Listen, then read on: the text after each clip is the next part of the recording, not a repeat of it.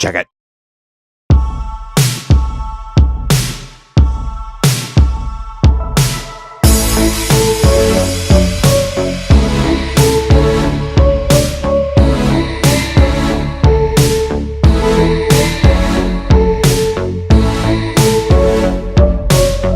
Every year in Houston, Texas, Comicpalooza holds the largest comic, movie, TV, everything convention in the state. Between the vendors, the panels, the events, it felt like I only made a dent in everything there was to see. I haven't been to a con in a few years, but Comicpalooza had all the familiar sights.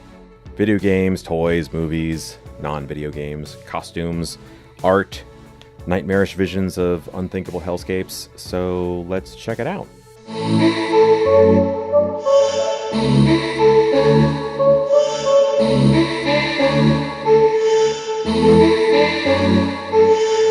One of the podcast panels I went to on promoting content was co-hosted by the Cult 45 movie podcast, the only podcast that puts hair on your chest. They host a weekly podcast about movies out of the mainstream, but still celebrated by the geek zeitgeist. Beat 'em Down and random Randy Savage do some pretty deep dives into some of my personal faves, like Cube, Killer Clowns from Outer Space, and Tokyo Gore Police. After listening to a few episodes, I must be a fan because I feel hairier already.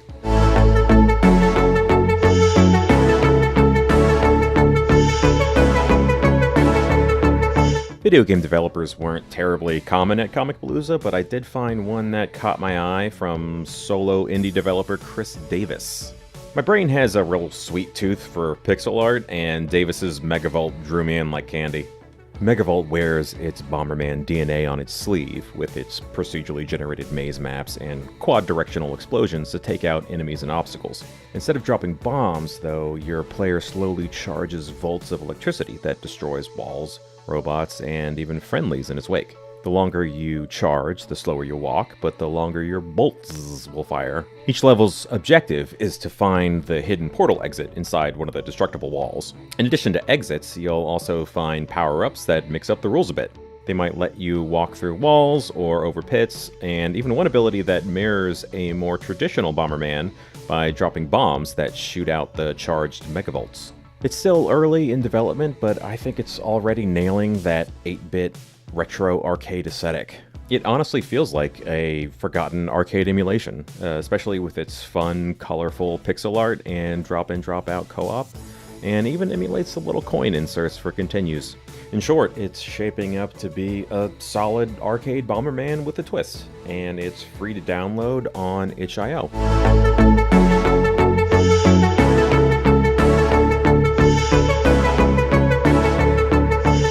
Speaking of retro games, no convention vendor space is complete without a huge library of classic games to buy. The people at Retro Circuits do something a little different. They produce their own custom cartridges of older games.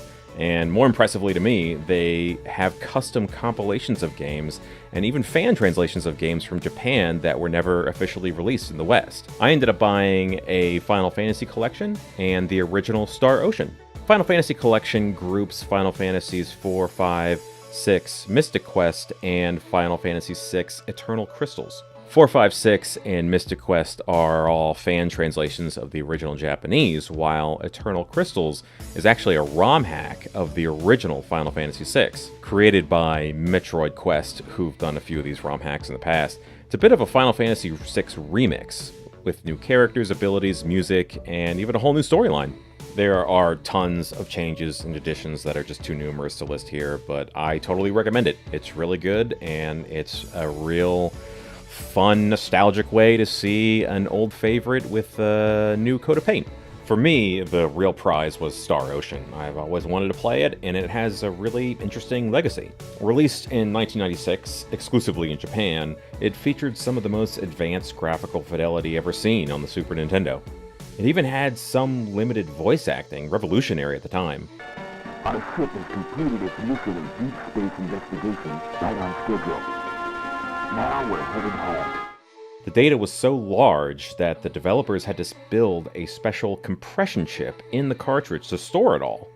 It was an ambitious project that flew under the radar in the West for years. A remake was released about a decade later, but it's still nice to have a fan-translated version played in its original incarnation.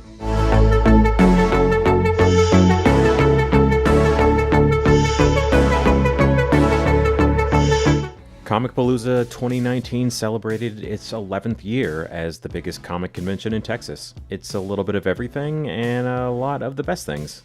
Next year, if you're in the area, consider dropping by Houston. It's fun for the whole family. Kinda.